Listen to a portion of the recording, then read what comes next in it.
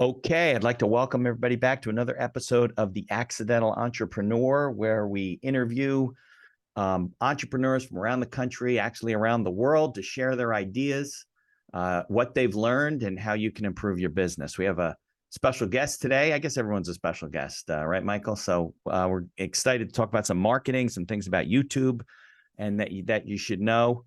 And if you're listening on your favorite platform, be sure to give us a 5-star review if it's an option. If you're watching us on YouTube, be sure to subscribe to the channel and hit that like button so we can keep bringing good content to good people. So, Michael, thanks for joining me this morning. Where are you located? Are you in Florida? I'm in West Palm Beach, Florida. There Yes. you go. Right. My wife, I didn't even tell you, my wife's from Fort Lauderdale area. And I have cousins down there. If you ever run into a bind hacker in Florida, definitely a relative of mine. They might not admit it, but they're definitely a relative of mine. Yeah, but as soon as I open my mouth, people know I'm from Brooklyn. So Right, of course. Well, that's one of the problems me too, when you're in Florida. So, all right. So I'm excited to hear about your background. I know you were in the military. Take us through your training, and then we can get into Devil Dog and what it does, and all the kind of tips and tricks and things you teach people when you're doing. I also want to give a thanks and a shout out to Bill Scalzitti, who's a good friend of mine who connected the two of us. So I'll let you take it away from there. Sounds good? yes. So, I spent 6 years in the Marine Corps. That's really the foundation of who I am. Growing up in Brooklyn, it was all fun and sun. But when I went in the Marine Corps, it really taught me about strategy. It taught me about teamwork, and it taught me about, dedication. And, it was one of the better decisions I ever made in my life. I was 18 years old when I went in, and I found that I was made from a military cloth, and it helped. It propelled me in everything I've done since I've departed the Marine Corps. Once a Marine, always a Marine. Right. And after that, I got out. I found a lot of veterans get out with amazing skills, but the transition from being in the military to being a civilian, it could be a bumpy one. And Right. so, I maneuvered back and forth trying to figure out what I wanted to be when I grew up. It took a while, and then, I figured out that I'm a visualist, that I'm a right brain thinker, and so I use the combination of my military experience plus my visual experience to help other veterans, other first responders, and small to medium-sized businesses find their visual. I help them get seen, found, and heard. Very good. Well, first of all, Michael, also thank you for your service. I think I said that when we talked last time, but I'll say it publicly. And it is difficult, right? People coming out of the military, some guys don't land on their feet, and they struggle. So it's nice to hear what you're doing. So tell me, like, how did you start learning all of this stuff? Because the world of marketing obviously is very different than it was 20 or 30 or 40 years ago. How'd you get started? Did you get some of that training in the military? I mean, obviously you got the whole perseverance, stick to itiveness, ethic from the military. But how about all the digital marketing and the stuff that you're doing now? How did you learn that stuff? Well, I was always trying to fit into the left-handed world. I mean, the right-handers Right. are, analytical, they're scientific, and I was always trying to fit into that world. But I'm a left-hander. I'm a Okay. right brain thinker, and so I'm thinking, wow, why does it take me so long and hard? Why do I have to work so hard to do the things that other people are doing? And I realized I took a college course. It was a advanced statistics course, and I was Mhm. prepared to work hard. But the teacher did something, very unique. He says, "I'm going to teach the right-handers on one side of the class, and I'm going to teach the left-handers on another." The reason I Okay. do that is because you right brain thinkers. And I'm telling you, I figured it out at that moment. I got an A in a class that would have taken me so much work to get an A in. And I realized how I learn and how others learn, and how do I take my clients who are left brain thinkers, right? Right. Yeah. And pull out the right side of their visual. And that was the beginning of me on a journey of design and identity. And a lot of it's self-taught. Is that how you did a lot of No, it? what happened was I moved to Florida in 2006, and Okay.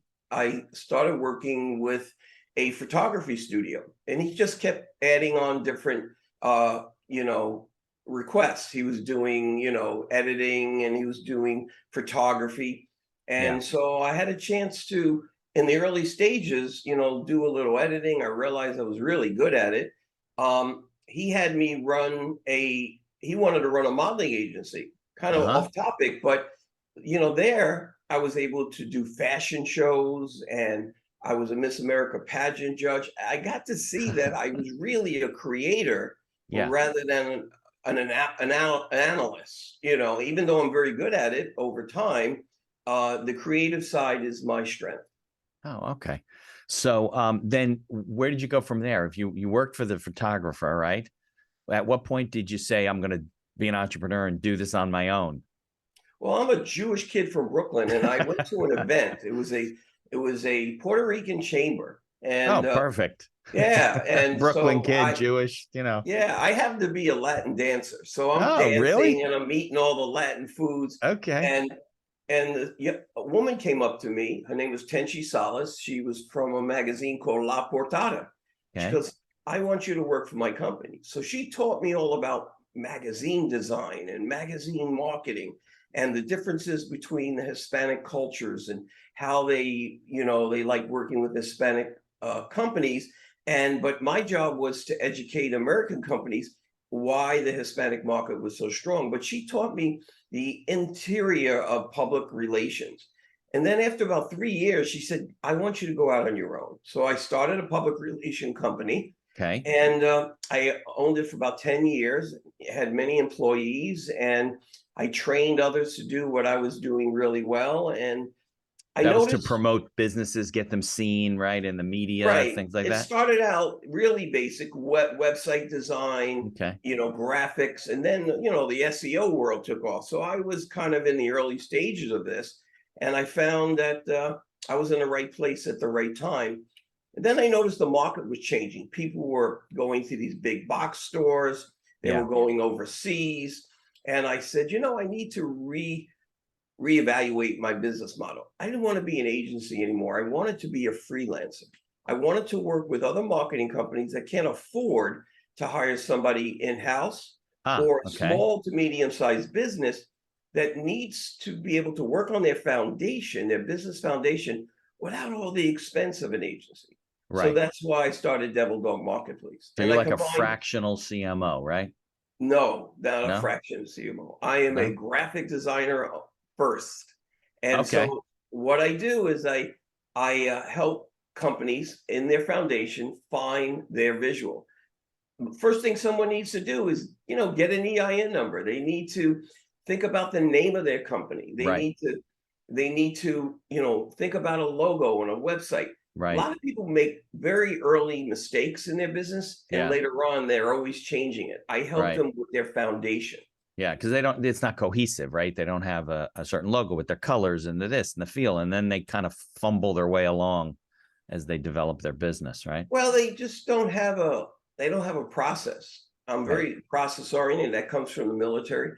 And we make a list of the things that they need to get their business started. And some of them already jumped into it, and I Yeah. just go over what they've done and just re-engineer or redesign, and making sure that they show up as professional and as larger than they should be.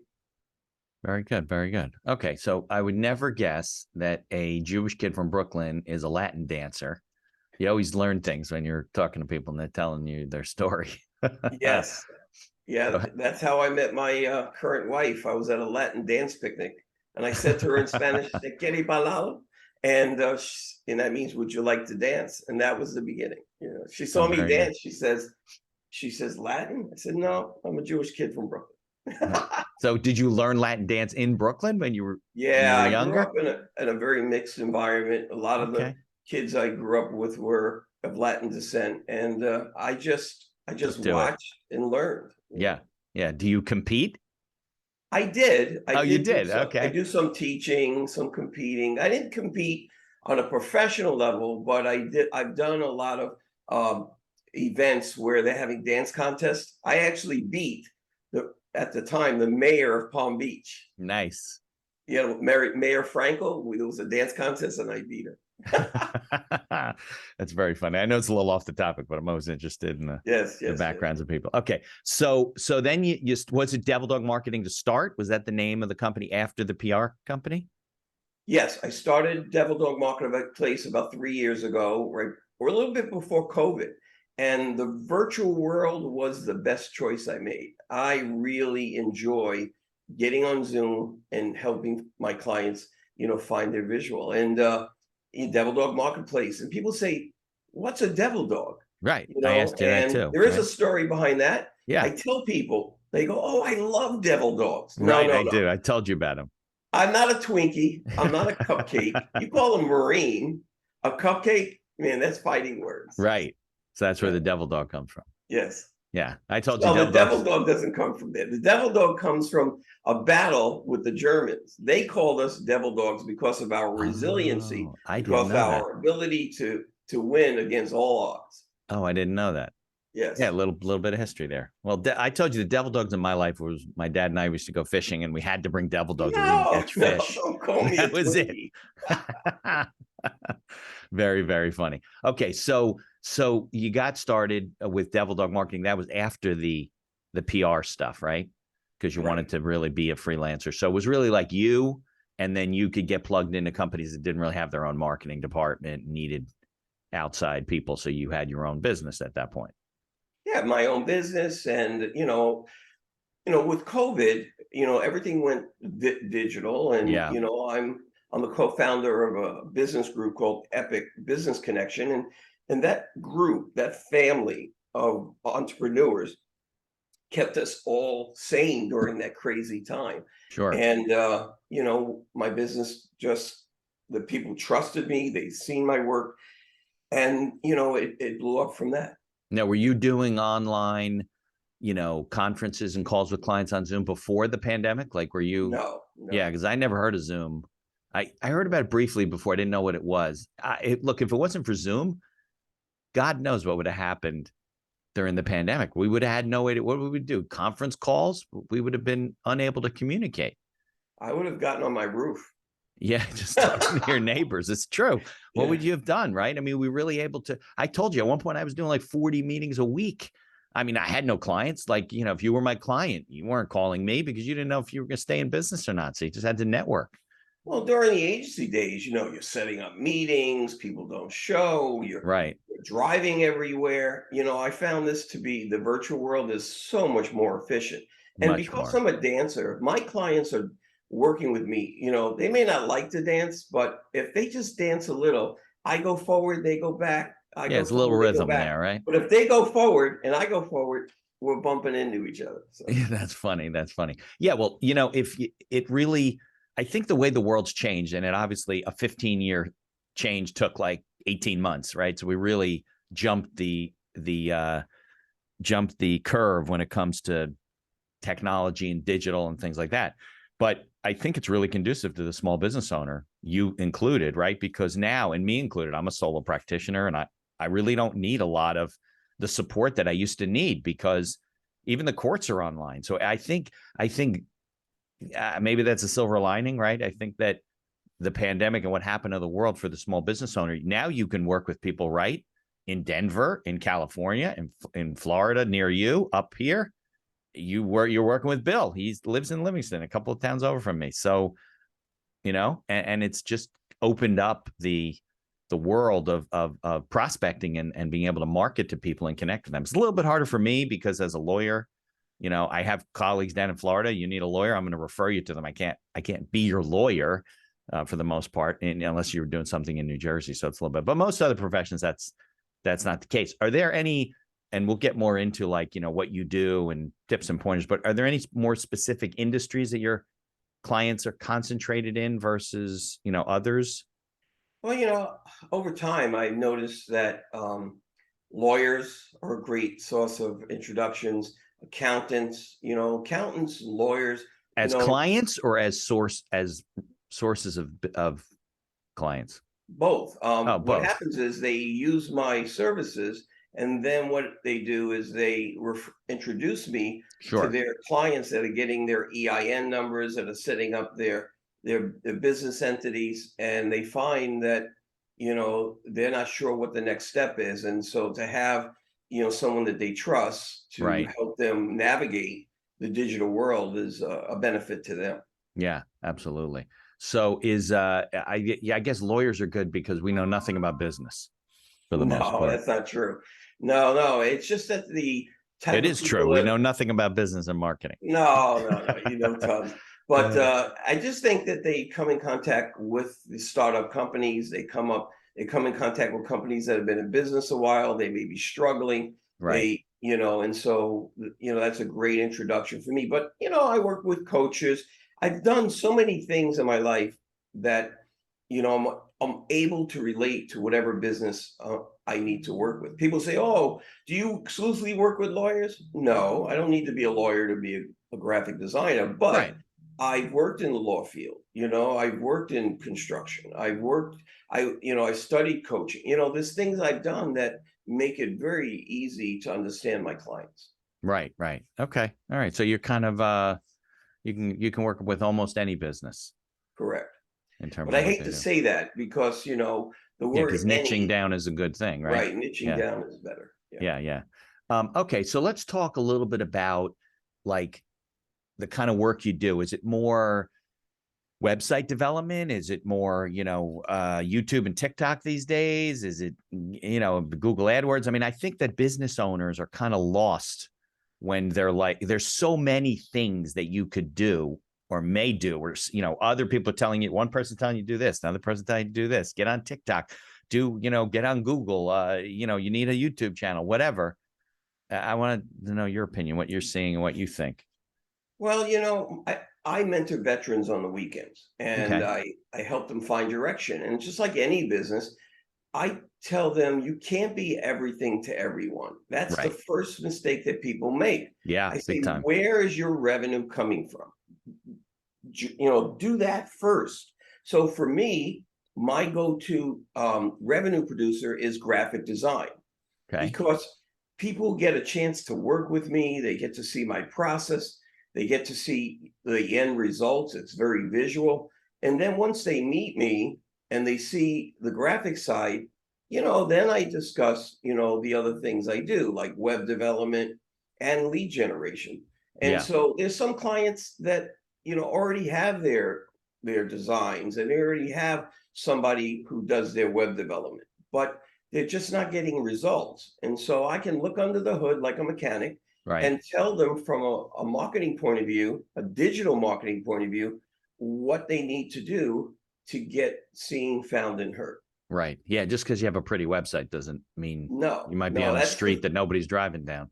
people say, "Oh, my website is great, but I'm not getting any traffic." And I Because look nobody's under the going hood. I there. can tell you why. After Right. a very quick audit, a free audit, complimentary, I Okay. can go ahead and tell you what's going on. Yeah. Like you go get under the Google Analytics and it shows you things that you're not getting, right? Well, All that even stuff. more than There's that, other I have tools that you have. tools. I Yeah. have proprietary tools that I use to be able to see what Google sees. Right. Exactly. Which most of us don't see or would understand, probably. Correct. It's a Yeah. science. Yeah. Yeah. Yeah. Well, I think it's very common in the legal profession. We all have websites. They all look the same. They list the attorneys, they list the practice areas. Maybe they have a little bit of a blog. They put up information that probably most people don't understand, the lay people. And you know, they're just down on they're on a road with billboards that nobody's driving down. That's like the analogy I use all the time. And because you're right, it's not SEO, what is the word? Optimized. It's not Right. right. They're not putting out the right kind of content. They're not, I don't know. Well, everything, I look at it very foundational. Your website is like an airline hub, right? Let's Right. say you live in New Jersey. Let's say Newark is the hub, right? Is for Jersey. So everything out of Jersey, everything starts out of Jersey and goes out and Right. comes back. So if you have your hub and it's not optimized, then you just have all this stuff out here and nothing is being centralized. So you're not getting authority from Google. You're Right. not getting any what they call backlinks, and you're also not developing the the trends or the things that are people searching for you. Right. Right. Right. Absolutely.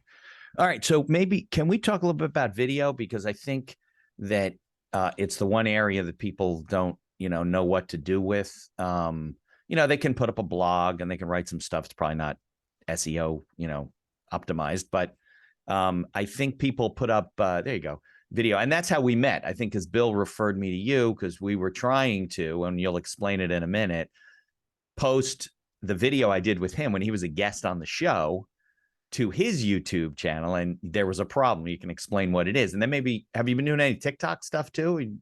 Are people Yeah, doing I, stuff I there? do I do some TikTok, but not for SEO right now. I've been sticking to YouTube and Okay. website SEO. All right. So let's talk about YouTube. First, what was the problem? Why couldn't Bill take the video that I have of him and me, and it's on my site, right? And give it to him to put up on his page? Well, it's one. I mean, you're a lawyer. It's not really a. It could be a trademark or a copyright issue if you do that.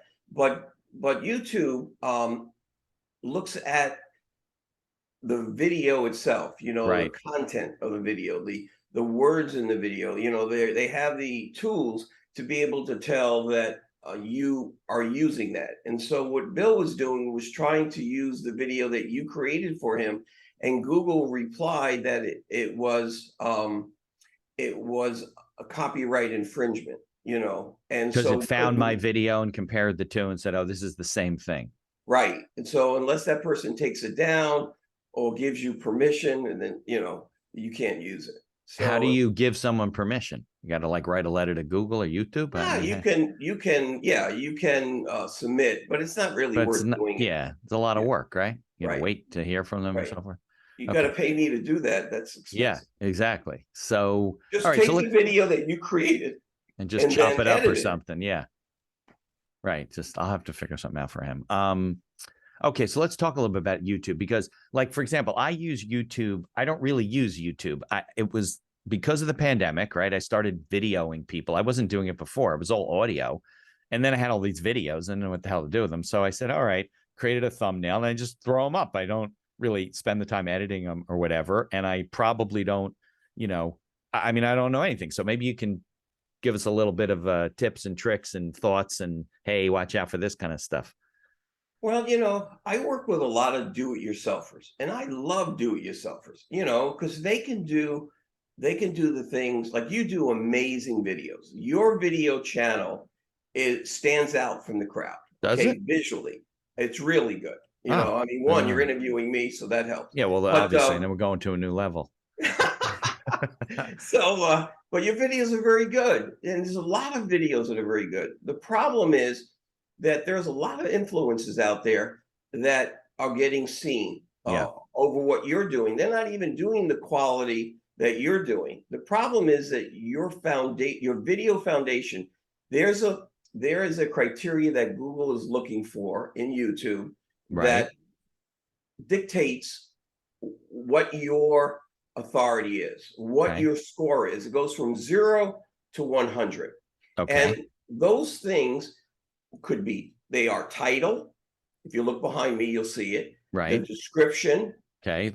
the tags, the custom thumbnails, Okay. the end screen, and your video will rank. Now, it's not just writing it out. I get clients that write it out and they may have, a 40 out of 100. But there's, as an SEO consultant, it's taken 5 years to figure out the science. I go through and optimize each and every area that YouTube is looking for. And when I'm done, I take them from 0 to hero. Now, I can show you a client that I'm working with. He's a marketing guy, but he trusts me, and I'm doing his videos. Would you like to see it? Yeah, let me do that. Let me get it so you can share. And yeah, that should work. And yeah, let's show people.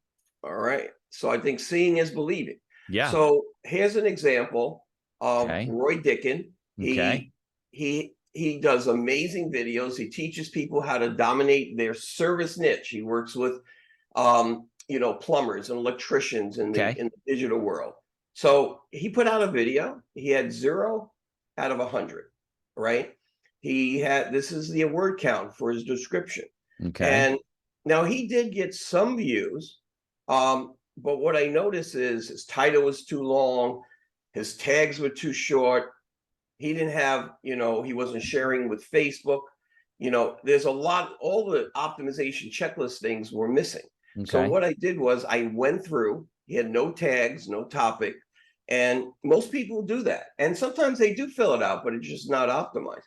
I Right. went through and after doing it, he had a 96.5 above his competition out of 100. Okay. So when you look at this, everything on the checklist was completed. Now, is What this, people are searching. Michael, is this YouTube Analytics or is this a proprietary tool that you use? This is a proprietary tool I Okay. use. Yeah. Okay. Go ahead. So these are what people are searching for, and I got them the #1 ranking for that video tag. And Got you'll it. see some are 1, some are 9, but the idea is to look at what people are searching for and use those tags, and keywords to make sure that I get his SEO score up. Now, I worked on his channel. The channel is the most important thing. And Okay. then I do each individual videos, and and I do his on a regular basis. We work together, and we're trying to, help other people find their YouTube channel. I mean, basically, when people say, you know, I need to dominate my service niche, Roy is going to come up. Got it. Got it. So if somebody is not working with you, they're listening, and I don't know, they're just a do-it-yourself or they're whatever. Is there some things that they can do on their own to figure out what they're doing wrong, or they really need a professional like you in order to do the analytics? Well, if you're spending time on your video and you're putting the quality of the time in the editing and the production, you know, it's so inexpensive for me to do it for you. It's a waste of your valuable time.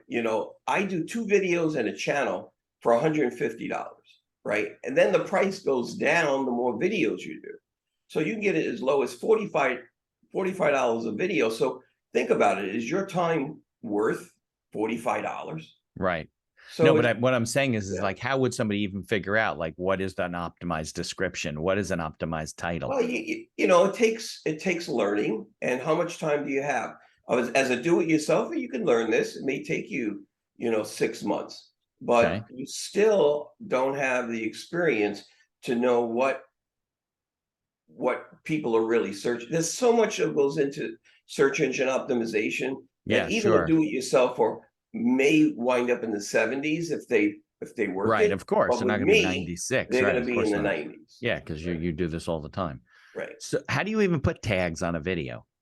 Do you put them in the show notes, a hashtag, whatever? Or is there a No, place to put YouTube tags? has areas where you put your title, you put your description, you put your tags. Everything is there. Oh, got it. Okay. People are I not never using noticed it. it, or if they're using it incorrectly.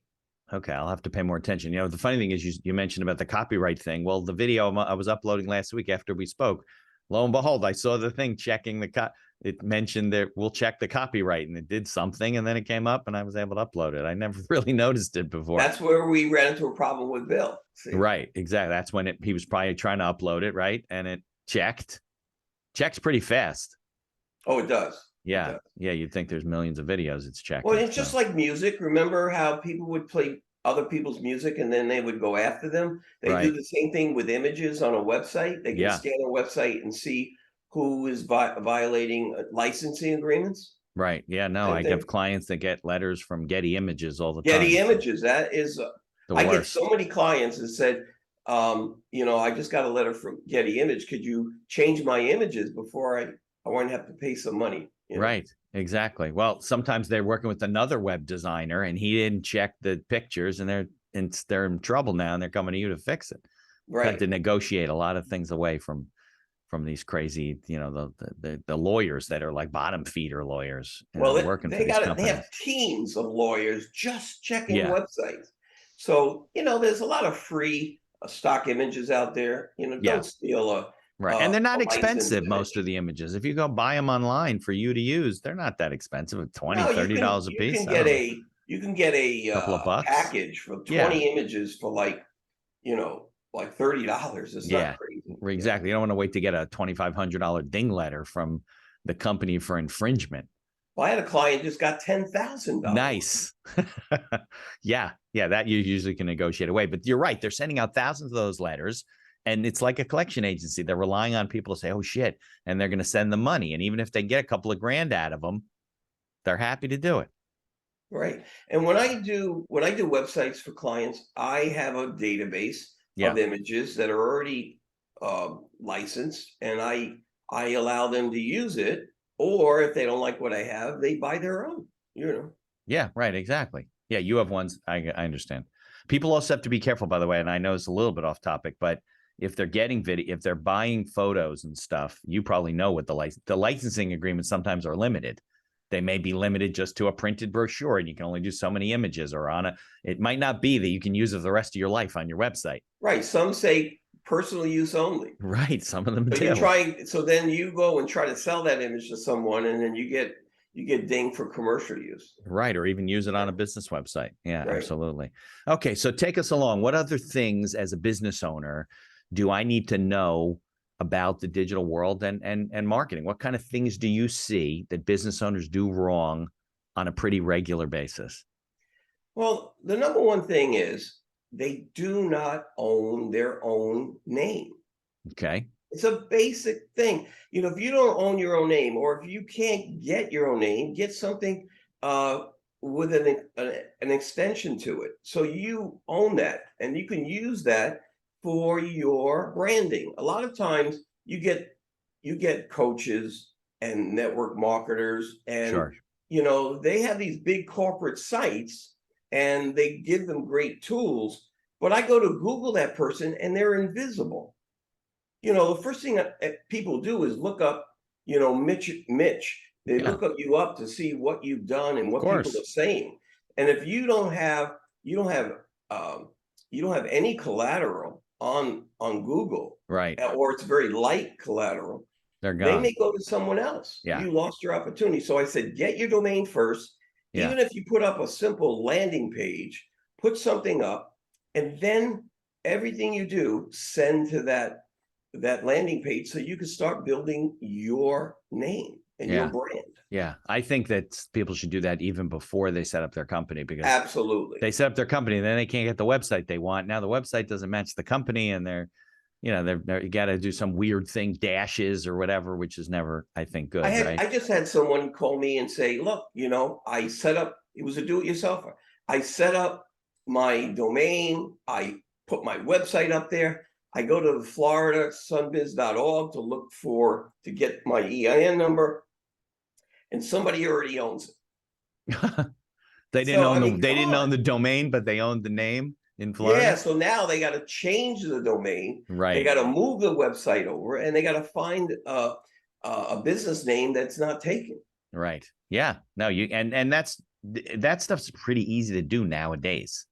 You can Easy, but search. people do not know this unless I know they they're don't taught. do it. I get Mm. more people call me too as a business lawyer, and they're in trouble. They're like, "Oh, I got a letter from this company, and they said I can't use this name." And, well, did you trademark it? No, and it gets crazy. I filed a trademark for the Accidental Entrepreneur, and I got a letter from Entrepreneur Magazine and entrepreneur.com. They don't like anybody using the word entrepreneur, even though you probably could argue that it's, a general term nowadays. But if you don't protect your IP, that's another thing. If somebody has a name and somebody else starts using the name and they don't really say anything about it, you can't go back in 10 years and then claim that they can't use the name as they let them use it, because it becomes common use. So they're always protected. So basically, I withdrew the application, and I don't have I just have a common law mark on the Accidental Entrepreneur, You because should they have were just called me. wouldn't I go have away. I have a good attorney.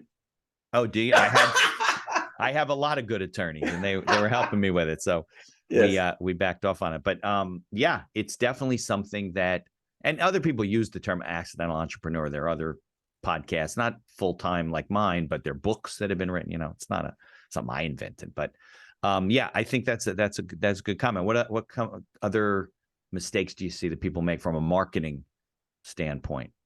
Well, they're using these big box store websites, and You know Like what it Wix is? or They're renting. The biggest mistake is Squarespace. they rent their website. Yeah. You know, there's a lot of good website companies out there like Wix and Squarespace. They look great, you know, just to get up something. But don't allow your business to be on there for long term. One, you want to own your website, Right. right? So you have, and I tell my clients, own your domain, Right. own your hosting, own your website. Right. Well, Don't just because put it you in own the the hands of an domain, agency. right? Just because you own the domain doesn't mean you own the website. Correct. I Yeah. I just I spent 3 hours with a client who had somebody design his website, who owned the domain. They owned his hosting, and then the person didn't have access to it now. So I had to go in and recover Yeah. his domain and his hosting just for me to get access. It took a lot of work, you know, That happens a lot. The a web lot. designer owns everything, and you got to Don't negotiate that up front. You have to have, I don't even you negotiate. know, I give it to my clients. I say, look, you need to own everything. right, right. But don't assume just because you're a good guy and that's what you do, that other people that you're dealing with, if somebody else is out there working with a web designer listening to this, the web designer may own their site and everything. And if you leave, you want to change, you got to build a new site. You know, even if you Well, they do own put the it on. domain. They have you captive agent. I mean, they put your website on their hosting. Right, They wind up purchasing the domain, right. and then you know if you leave them, it's a nightmare. Yeah. And they're really not supposed to do that, by the way. There's federal laws against, like, you know, it's like holding it hostage, you know, but they make it difficult, or you owe the money and there's money in dispute. So now they say, well, you know, you owe me 10 grand. I don't think I owe you 10 grand. I owe you less than that. Well, now it's in dispute. And then what are you going to do? They're going to freeze it up and it affects your business, right? Yeah, I mean, I love, you know, I like telling stories. And I had one client that had exactly that. She wouldn't pay the money that they were asking without being, you know, at the end because they never mentioned it. And then she refused to do it.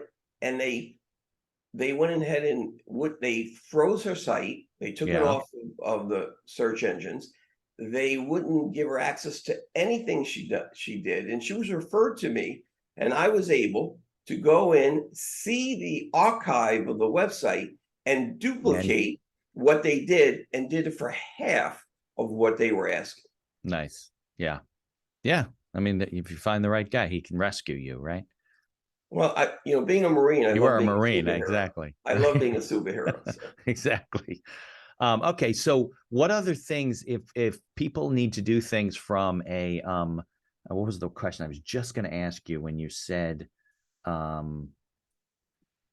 lost my train of thought. This is my age, starting to get early dementia. When No. Yeah, no, I was going to ask you about when it was about marketing and digital marketing and the kind of things you mentioned that they do wrong and the websites. Oh, lead generation. You had mentioned before lead generation. And I think a lot of people, especially in certain industries, they overlook or they think, oh, it doesn't really come from the internet, but it really kind of does. So what kind of things should people do or think about when it comes to, you know, how to improve their lead generation, at least online? Well, I think the first thing you got to do is identify there's a problem, right? Okay. Somebody can say, "Oh, you need to do SEO or search engine optimization, or you know, you need to optimize your site." But if they can't show it to you, they can't, you know, do an audit and give you the details, then you know, I would not trust that. Yeah.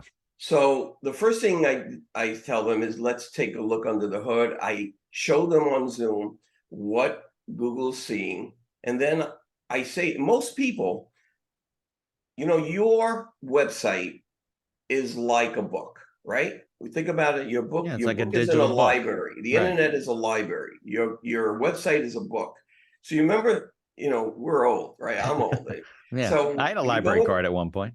yeah, you go into a library and you have to go to the card catalog. I don't think Yeah. anyone young remembers the No, card now it's catalog. all computerized. Yeah. It's You all know, computerized. right. But in the card catalog, you know, there's everything is organized so the you can find the book, the librarian can find the book, Right. and you know where it's located and how to find it. That's the same thing that Google's doing, but it's doing it digitally. And people do not have a card catalog for their website, and that's called a sitemap. So, and it requires a little experience, but everyone, when I go through their website, I can tell them whether they have a sitemap. And if they have a sitemap, I can tell them it's not optimized. And that's what I do. So not every website has a sitemap in terms of Yeah, where all the pages are? some web developers are great at design. They have no clue about search engine optimization. So they don't build it for Google. They build it for appearance. Yeah. So, and then most people don't know better because they don't know what they should or shouldn't have. Yeah, So if absolutely. you go to a developer or a designer, make sure he has SEO experience. Right. Yeah, good advice. You're right. There are a lot of people out there that are just, oh, I can build you a site. I know how to do it. And they do it from a design Right. standpoint. They know how to program it, whatever. They don't know any of this stuff. Right. Yeah. I've looked at SEO on my website way back before I had people doing it for me. And it's just, it's overwhelming. I mean, you can't even try. You can try and do it on your own, but like you said, you'll shut down your entire practice. You'll spend months and months and months trying to figure this out. You'll read stuff that you don't understand. It's conflicting, this and that. Now, Crazy. how much time do we have? Because I can analyze your site and show We got people about 15 what minutes. you're doing. We got about 15 minutes. Feel free. You can analyze. Put your link in the chat and I'll show you All and right, show let's do everyone that. else So I'll go to chat. what an audit's all link to about. my site. Yeah, link to your Okay, homepage. hold on. Yeah. Let me get my homepage here. And we're gonna do whoops, here we go. And then go to here. And then we'll do copy. And then we'll do paste. And there you go. All right. So let me pull up this magical website. Let's see. Now you're built on WordPress? The current site is not WordPress. It's Weblium, I think. It's a client of mine who's also in. This is a new site. We launched it a couple of months ago, middle of the summer. Right. The old site I could show it to you. Then you'd find real problems with the old site. But. Right. All right. Well, I'm looking under the hood now, and I what I first do is analyze how many pages you have, and then I can tell whether Google's seeing all the pages within your site. Right now, Google is seeing 21 pages under your site, right? So I'll go through and I'll say, all right, let's see what they're seeing. They're seeing your homepage, they're seeing your reviews, they're seeing your shop, about us. So they're seeing your site, which is great. That's a good first step. Okay. Then, and I asked you what you're on, and if I go, I can look and see the type of development that you have. Let me see here. Oh, look at that. Built with. I like that. Built with. Yeah. I can see what development you have. Now, normally most people don't need this, but as a developer, I want to know whether you have Google Analytics on your site. Yeah. I want to see, what platform it's built on. I can see, you're taking payments, I can see you have your social media on there. I'm not seeing a sitemap, so that's one of the things I would recommend. It's not, you do not have that. Now, if I go back to how are you ranked according to Google? Out of 100, you have a 19, and you see the direction of your site. Yep. It's in a downward motion. Yeah. So you were doing really well in November. Not really well. You had 29 visitors. Yeah. You had 29 visitors of 2021. Last November. We didn't even have this site last November. But it was the same domain. So that was the old That's probably site. What it is, right? Yeah. But you could see you haven't done any kind of. Yeah, because we're still working on it. Yep. Right. But don't feel embarrassed. This is what you need to know. Good. Yep. And then you're not getting any organic traffic. Right. So no, we have no lead gen so far. And you have some backlinks. And then what I do is I test the backlinks. I look at what the ranking on those backlinks to see if they're spammy, whether they're good, they're bad. So that means that's 426 other sites that are linked to my site? Those are 4. Yes. Well, some could be follow. some could be Okay. non-follow. So I Seems would like have a to go lot. through that. Yeah. But when I look at, what your organic keywords are, you have none of your keywords are on the first 3 pages. You have Yeah. one on page 2, Right. right? Yeah, But because you we're in the want to middle of you want that. to have some between 1 and 10. Right. We're working on that right now, Right. actually. Yeah. So, and then a lot of times people come to me and they've spent a year with their SEO expert, and I can't see anything they've done. Well, then that's not good. That's not good. Yeah. So we talk about it. But I can tell you what keywords you're ranked for. Like advanced entrepreneur, you're in the 7th position. That means the 7th page. And you're getting 30 people a month from that volume. And so the keywords that you need to rank for, they need to be improved. You want the And so position to be lower, a lower number? you want it to be like 10, Got it. 9, Got it. 7. Should be lower. Got Yes. it. And then I can see your competitors. Mm-hmm. Maybe they are competitors. It just depends on your domain, Yeah. and what you're doing. And I can see some of the backlinks. Like you have 266. Well, some of them are my own backlinks. Some of them are your own. Right. Yes. So though, but you have people that are following you. You have 266 that follow you. So that's good. Okay. But again, it depends on the authority score. Remember, you had a 19. Yeah. If people are following you have a 50 or above, that is a great backlink. And that's out of 100? Yes. Yes. Okay. So you can see how a do-it-yourselfer would get lost in this. Oh my God. They'll never, I mean, yeah. There's a lot to know. There's a lot to know. I appreciate it. And I touched on very basic stuff. Yeah, of course. Of course. And in the show notes, we'll put your contact information. If you have any, you said you offer a free audit. If you want to put a link to that in the show notes, we'll put it out for people listening. Because I think that I had mentioned to you when we first met that, I interview entrepreneurs about their businesses and what they do. And we talked about that too. But a lot of people that come on are people that provide services to small business owners, especially in your world where most business owners don't really understand. I mean, they understand why it's important. They just don't know what the heck to do about it. And they got a lot of people giving them misinformation or different information. It's like the medical field, right? You go to WebMD, forget about it. Your head will be spinning. You got 14 diseases and, you just can't make head or tail out of it. It's hard. And I think it's the expense factor that scares people. I speak to people that do what I do, and I'm looking at it. It's like $3,000 with me or people like me. It doesn't have to be expensive. Right, exactly. I'm a freelancer. I'm not an agency. Yeah, and if you're a startup business and you don't have those kind of resources, that doesn't mean you can't get a professional to help you get started. As your website builds, you need more services, you pay for more, but you can get started for less. Yeah, and you know what? The one thing I noticed people were doing, they were going overseas, and they come back very disappointed. One, they don't speak the language, they don't understand the culture.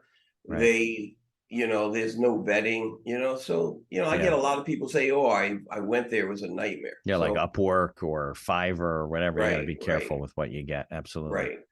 All right. Well, Mike, I appreciate you spending some time. You got any parting words that you want to offer up to people? Any last few comments about My word is, if you know a veteran who needs to find direction, have him reach out to me. I have a lot of resources. I'd love to help him. And I tell you, remember Devil Dog Marketplace. We accomplish your mission with military precision. I love it. Mike, thanks so much for your time, and have a great weekend. Thank you. Thank you for your time.